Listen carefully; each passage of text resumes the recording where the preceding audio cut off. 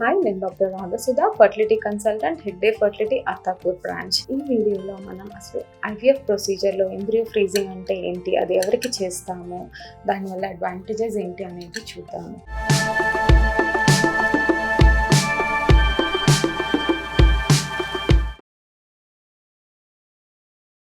So నార్మల్గా IVF ప్రొసీజర్ని మనం segregate చేసినట్లయితే ఫస్ట్ హాఫ్ ఆఫ్ సైకిల్లో మనం ఎగ్ కలెక్ట్ చేసి స్పామ్స్తో కలిపి ఎంబ్రియోస్ అనేది ఫామ్ చేస్తాము. అండ్ ఇలా ఫామ్ అయిన ఎంబ్రియోస్ని సెకండ్ హాఫ్లో ఏదర్ ఫ్రీజ్ చేస్తాము లేదు ట్రాన్స్ఫర్ చేస్తాము. సో కొంతమందికి మినిమల్ నెంబర్ ఆఫ్ ఎగ్స్ వస్తాయి. వాళ్ళు మనకి ఫామ్ అయిన ఎంబ్రియోస్ అంటే మేబీ 1 or 2 ఎంబ్రియోస్ని మనం అదే సైకిల్లో ట్రాన్స్ఫర్ చేస్తాము. కానీ ఇంకా ఎక్స్ట్రా ఎంబ్రియోస్ ఏవైతే ఫామ్ అవుతాయో వాటిని మనం ఫ్రీజ్ చేస్తాము. అండ్ కొంతమందిలో మనకి 15 or more number of eggs వస్తాయి. వాటిలో బాడీలో ఈస్ట్రోజన్ అనే హార్మోన్ కూడా ఎక్కువ ఉన్న సిచ్యువేషన్స్లో మనం అదే సైకిల్లో వారికి ఎంబ్రియో ఫ్రీజింగ్ అనేది చేయము. ఆ ఫామ్ అయిన ఎంబ్రియోస్ అన్ని ఫ్రీజ్ చేసి మనం నెక్స్ట్ సైకిల్లో ప్లాన్ చేస్తాం. ఎందుకంటే బాడీలో హార్మోన్ లెవెల్స్ ఎక్కువ ఉండటం వల్ల యూట్రైన్ రిసెప్టివిటీ అనేది తగ్గటం వల్ల ప్రెగ్నెన్సీ ఇంప్లాంటేషన్ ఛాన్సెస్ అనేవి తగ్గుతాయి కాబట్టి. సో ఇలా మనం ఎయిదర్ ఫ్రెష్ ట్రాన్స్ఫర్లో అడిషనల్ ఎంబ్రియోస్ని కానీ లేదు మోర్ నెంబర్ ఆఫ్ ఎగ్స్ వచ్చినప్పుడు more number of embryos form అయినప్పుడు ఆ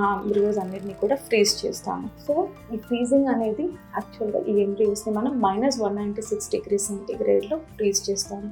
ఇంతకుముందు మనకి స్లో ఫ్రీజింగ్ టెక్నిక్లో స్లోగా రూమ్ టెంపరేచర్ నుంచి మనం 196 degrees వరకు డిఫరెంట్ స్టెప్స్లో అనేది ఫ్రీజ్ చేసేవాళ్ళం. దానివల్ల ఎంబ్రియో వయబిలిటీ కొంచెం కాంప్రమైజ్ అయ్యే ఛాన్సెస్ ఉండేది. బట్ రీసెంట్గా వచ్చిన రెవల్యూషనరీ అడ్వాంటేజెస్ వెట్రిఫికేషన్. ఇందులో మనం డైరెక్ట్గా రూమ్ టెంపరేచర్ నుంచి లిక్విడ్ నైట్రోజన్ ద్వారా -196 degreesకి ఎంబ్రియోని మనం ఫ్రీజ్ చేస్తున్నాము. కాబట్టి ఈ ప్రొసీజర్ ద్వారా మనకి ఎంబ్రియో క్వాలిటీ అనేది మెయింటైన్ అవుతుంది అండ్ ప్రెగ్నెన్సీ రేట్స్ కూడా ఇంక్రీజ్ అవుతాయి. సో చాలా మందికి ఎంబ్రియో ఫ్రీజింగ్ అంటే చాలా డౌట్స్ ఉంటాయి. మనం ఈ ఎంబ్రియోస్ని ఎన్ని ఇయర్స్ ఫ్రీజ్ చేసుకోవచ్చు, ఈ ఎంబ్రియోస్ వల్ల నార్మల్ బేబీస్ వచ్చే ఛాన్సెస్ ఏవైనా ఉంటాయి అనేది చాలా మందికి డౌట్ ఉంటుంది.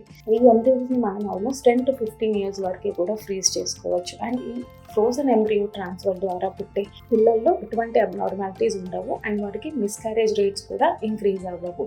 And when we compare with fresh and frozen embryo ట్రాన్స్ఫర్తోనే సక్సెస్ రేట్స్ అనేవి ఎక్కువగా ఉంటాయి. Thank you.